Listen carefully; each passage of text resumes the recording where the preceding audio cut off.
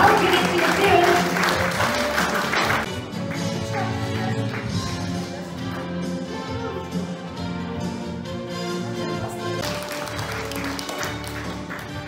kışta, erте küzde, küzde avgust ayında, erте жазда март апрелде сөзсүз развитиеге шекер берилет.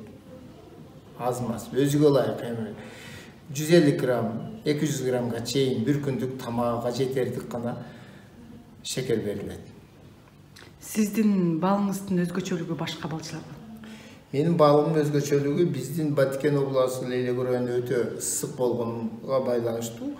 Бизде бир жумага гана гүл гүлдейт. Бир жумадан өткөндөн кийин гүл солойт. Ошонго салыштырмалуу биздин балдар өтө таза болот дагы.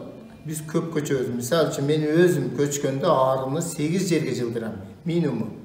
Эң азы 8 жерге жылдырам. Ошондо түрдүү гүлдөн алат. Бизде энди нарындын балыдай, экспарсеттин балы аппак болбойт, моундай кичине саргышаак болуп калат. Ошо анан бизде өзгөчөлүгү, бизде коен томок өсөт, коен томоктун балы да жыт болот. Буга талап Өзбекстан менен Тажикстанда өтө жогору талап. Онун баасы даже мына ак балга караганда кымбатыраак болот.